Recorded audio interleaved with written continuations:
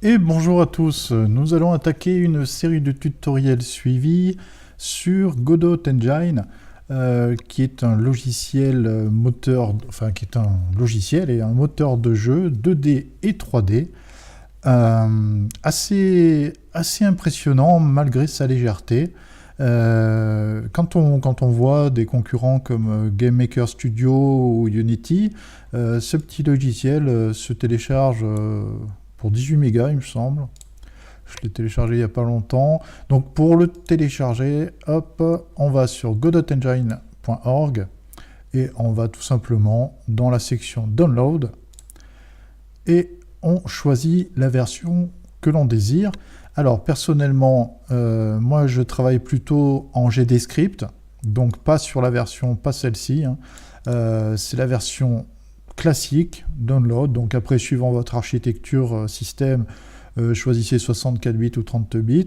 Moi perso, je prends du 64 et ensuite je l'ai déjà téléchargé, mais on va dire qu'il fait 18 mégas téléchargé.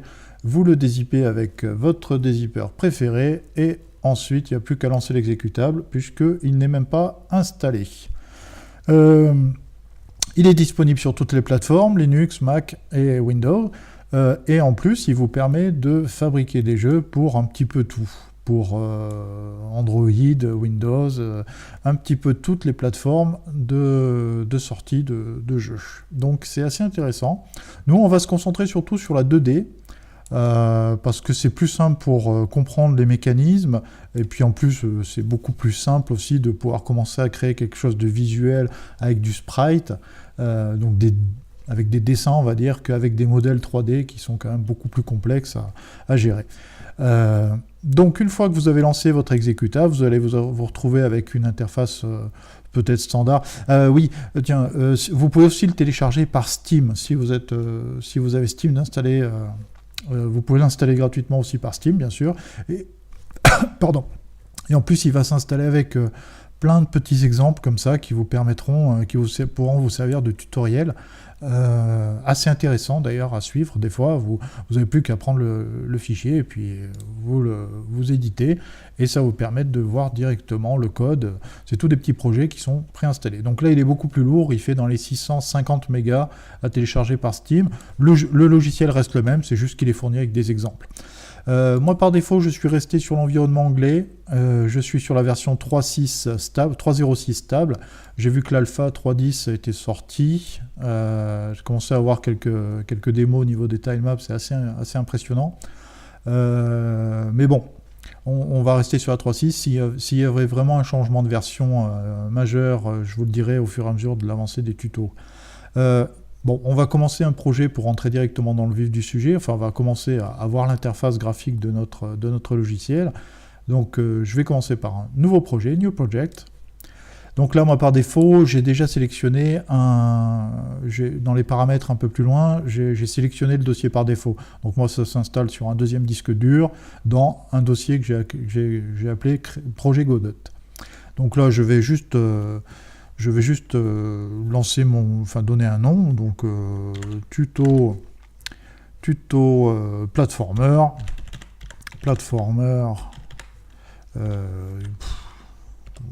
ouais, allez, on va rester comme ça.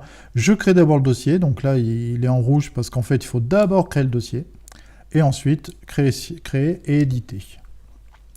Et voilà, on se retrouve sur l'interface principale de Godot, qui possède tout. Vous avez déjà tout ici, que ce soit les scripts, l'animation, un petit peu tout sera dans cette fenêtre-là.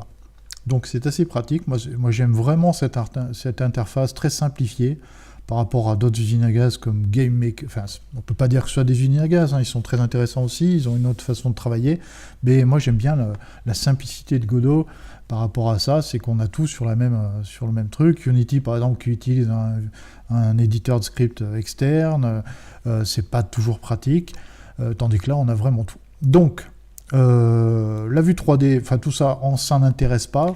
Pour l'instant, la 3D, on va vraiment pas y travailler dessus. On va s'intéresser surtout à la vue 2D.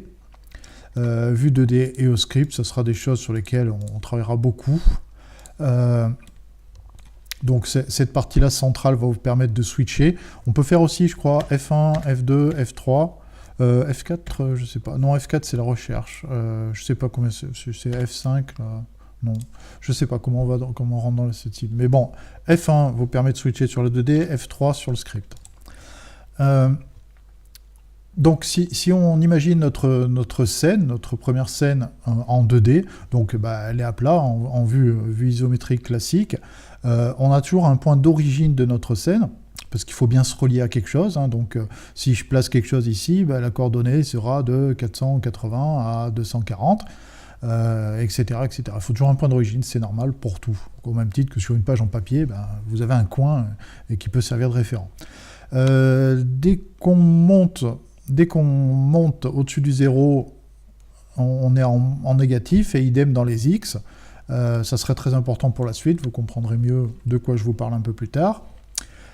Ici, on a toute une palette d'outils qui vont nous permettre surtout pour les grilles, les blocages, etc. Enfin, pour verrouiller en fait un objet, pour le sélectionner, pour le faire tourner, tout ça, on verra ça au fur et à mesure. Sur la partie de gauche, nous avons l'explorateur de solutions, on va dire, le file system. On sera toujours à l'intérieur de notre jeu, on ne va pas aller dans les fichiers Windows ou dans les choses comme ça, on sera toujours à l'intérieur de notre jeu par ici. Par défaut, le reste de points // c'est le point d'entrée de notre jeu, dans lequel il y a déjà deux fichiers, il y a l'environnement .défaut et un petit icône qui est toujours fourni avec, qui va nous permettre de pouvoir commencer à travailler très facilement. Dans la partie du bas, on va avoir quelques informations intéressantes sur l'output,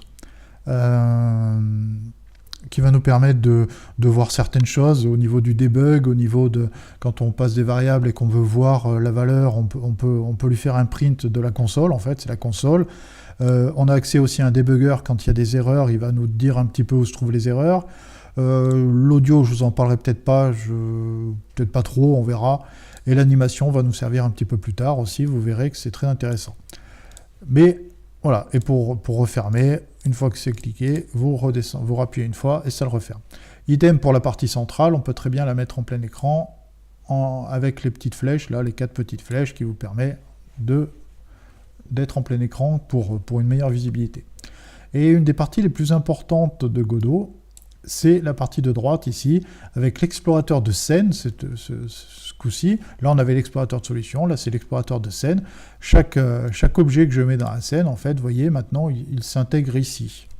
Donc, on peut soit le masquer, soit le rendre visible. Et puis ensuite, on pourra voir, une fois sélectionné, on pourra voir toutes ses propriétés et en modifier quelques-unes, etc., etc. Mais ça aussi, vous allez vite comprendre de quoi je parle dans le prochain épisode. Et là, ici, c'est pour lancer votre jeu suivant différentes manières. Ça aussi, je vous le montrerai un peu plus tard. Alors, au niveau de la personnalisation, on peut personnaliser un petit peu soit notre éditeur, donc dans Editor Setting. Il y a plein de choses à faire, hein. Moi, je vous invite à regarder. Je ne vais pas tout vous expliquer. Par exemple, vous pouvez changer le thème de votre Godot, la base de couleurs, le thème d'accentuation, ou alors directement après aller vraiment dans le highlighting au niveau de l'éditeur de texte. Si vous avez déjà l'habitude de faire du code, vous verrez qu'on utilise souvent une coloration syntaxique qui permet des fois de visualiser beaucoup plus rapidement certaines infos. Mais bon, tout ça, je dirais, vous n'avez plus qu'à regarder un petit peu, vous amuser un petit peu là-dedans. En plus, il y a toujours une réversibilité de la chose, c'est-à-dire que même si vous changez une valeur, vous pouvez très bien faire ici le redo comme ça, et ça remet à la valeur d'origine, donc ça peut être intéressant. Vous ne risquez pas vraiment de faire de grosses erreurs. Voilà. Et ensuite, on a l'éditeur de projet aussi, le Project Setting ici, qui va vous permettre de définir pas mal de trucs dans votre projet à vous, c'est-à-dire dans ce jeu-là, qu'est-ce que je veux comme information, enfin comme settings dans mon projet. Donc ça aussi, on le verra au fur et à mesure. Voilà, je vais m'arrêter là pour ce premier ce premier tuto, c'était vraiment juste la présentation du logiciel, et on va attaquer un petit peu dans le dur au prochain. On va commencer à faire au moins un petit bonhomme qui bouge, au minimum. Allez, je détruis ça, ça ne sert à rien dans le projet. Allez, à tout de suite, ciao ciao.